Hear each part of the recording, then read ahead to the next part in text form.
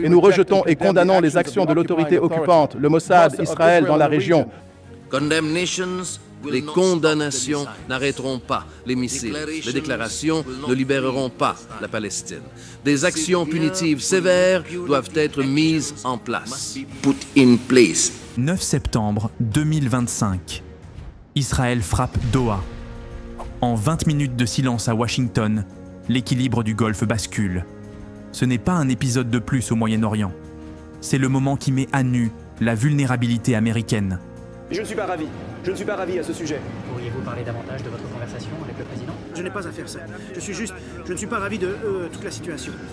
L'attaque, décidée par Netanyahou, a fait dérailler la stratégie de Trump dans le Golfe. À la Maison-Blanche, selon plusieurs rapports, c'est la panique. On cherche à comprendre ce qui vient de se passer et surtout quoi faire. Washington a été informé du raid, affirment nos confrères Courtney Cube et Tom Winter. Mais on ne lui a rien demandé. Aucune autorisation, aucun feu vert. Les médias tenteront d'arrondir les angles, mais la réalité est brutale. Le chiffre qui glace, 5100 milliards de dollars sont en jeu. Des contrats que Trump se vantait d'avoir sécurisés dans le Golfe. Si les États-Unis perdent la confiance du Qatar, tout peut s'effondrer. Et le premier geste après la frappe n'a pas été un appel à Washington. La Ligue arabe s'est tournée vers Moscou. Avertissement en rouge clignotant. Quand les États arabes traitent la Russie en partenaire de sécurité à la place des États-Unis, c'est l'architecture entière de l'alliance américaine au Moyen-Orient qui vacille. 2 jours plus tard, le 11 septembre, à Sotchi, s'ouvre la 8e réunion ministérielle du dialogue stratégique entre le CCG et la Russie.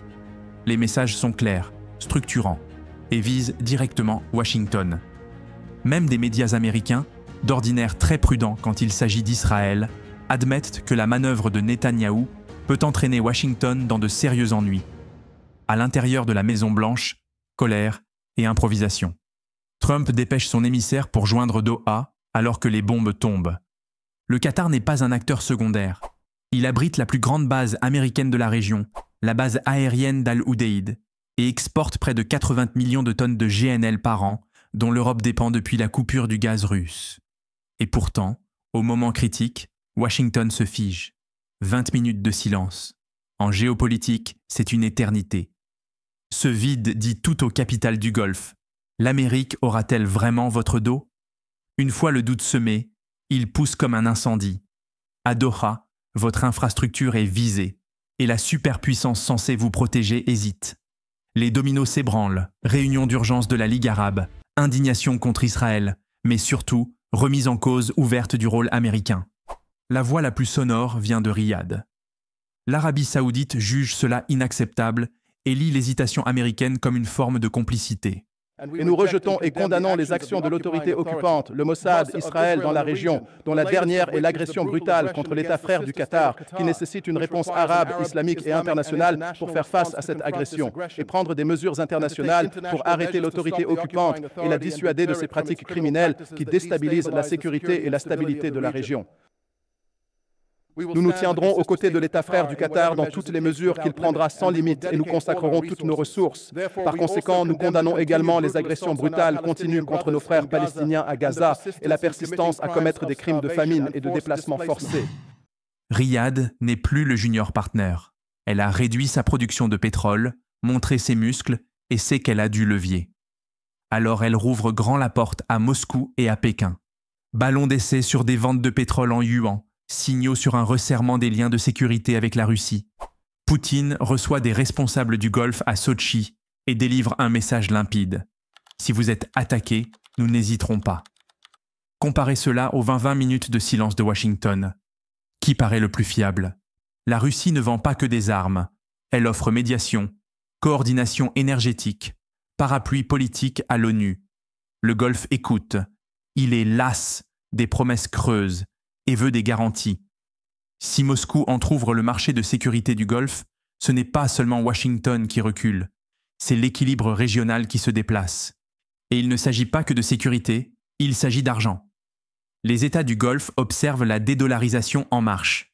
Le Qatar a testé des ventes de pétrole en roupies avec l'Inde en 2023. L'Arabie saoudite a fait des affaires en yuan.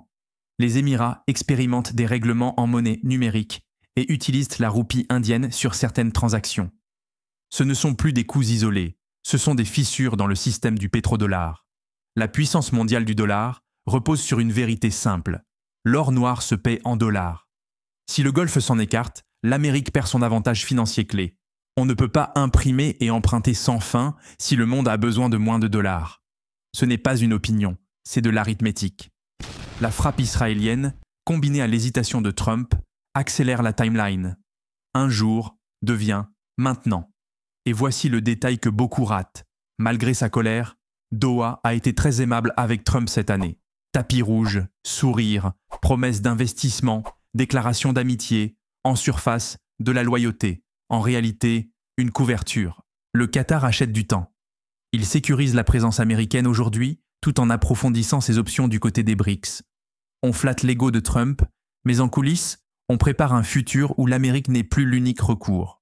Vient alors la grande occasion de recoller les morceaux. Rencontre avec des responsables qataris à New York. Trump condamne la frappe israélienne, oui, mais du bout des lèvres. Aucune responsabilité exigée, aucune sanction. Un numéro d'équilibriste qui n'a trompé personne. Doha y a entendu de la faiblesse. Riyad, de la trahison. Moscou, une ouverture. Et, pour les entreprises américaines comptant sur ces 5100 milliards de contrats dans le Golfe, c'est l'alarme générale. Si le Golfe se replie, ces deals s'évaporent. Des pans entiers d'industrie perdent des profits futurs. Dans le même temps, des voix saoudiennes très écoutées martèlent désormais publiquement que l'Amérique n'est plus digne de confiance. Quand cela sort de Riyad, on sait que le sol bouge. Le Golfe dérive. La Russie s'engouffre. Les BRICS proposent une ligne de vie financière hors dollar. Trump voulait afficher la force. Il a montré l'hésitation. Il voulait sécuriser des milliers de milliards. Il risque de fragiliser le socle même qui les rend possibles. Et le plus inquiétant, c'est que ce n'est pas lointain, c'est en cours. Les condamnations n'arrêteront pas les missiles. Les déclarations ne libéreront pas la Palestine. Des actions punitives sévères doivent être mises en place.